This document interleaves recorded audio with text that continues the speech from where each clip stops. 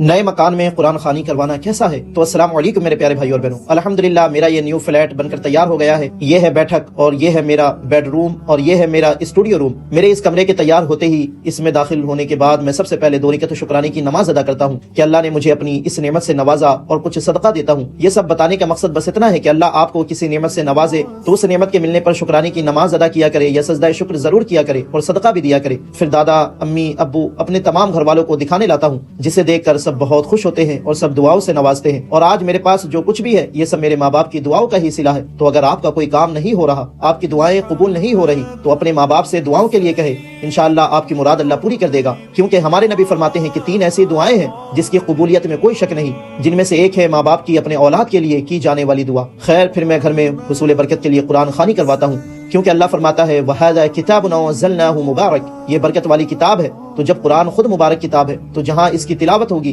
وہاں یہ برکت کا سبب بنتی ہے۔ اور ہمارے نبی فرماتے ہیں کہ جس گھر میں اللہ کا ذکر کیا جائے وہاں اللہ کی رحمت نازل ہوتی ہے، اور جس گھر میں قرآن کی تلاوت کی جاتی ہے اس گھر میں شیطان داخل نہیں ہوتا۔ تو برکت کے لیے قرآن خوانی کروانا بالکل جائز ہے، لیکن صرف ایک دن قرآن خوانی کروا کے اس گھر کو قرآن کی تلاوت سے محروم مت رہنے دینا، بلکہ ڈیلی خود بھی اس میں قرآن کی تلاوت کرنے کی ضرور کوشش کرنا۔ اور اسی طرح نئے گھر کے لینے پر دعوت کرنا بھی جائز ہے، کیونکہ اللہ فرماتا ہے وَأَمَّا بِنِعْمَةِ رَبِّكَ فَحَدِّثْ، میری طرف سے ملنے والی نعمت کا خوب چرچا کرو۔ تو قرآن خوانی کر کے دعوت کر کے اس کی اس نعمت کا چرچا کرنے کا آج کے دور میں ایک بہترین ذریعہ ہے، مگر نیت صرف اللہ کا شکر ادا کرنے کی، لوگوں کی دلجوئی کرنے کی ہونی چاہیے، نہ کہ تکبر کے لیے یا دکھاوے کے لیے ہو۔ اور دکھاوے کا مطلب یہ نہیں کہ جو دکھ رہا ہے وہ دکھاوا ہے، بلکہ اس کا تعلق دل سے ہے۔ ہر دکھنے والا کام دکھاوا نہیں ہوتا، بلکہ آپ کی نیت اسے ریاکاری میں بدلتی ہے۔ خیر، میں اللہ کی طرف سے ملنے والی ہر ایک نعمت کا شکر ادا کرتا ہوں کہ اللہ نے مجھے اپنی نعمتوں سے نوازا۔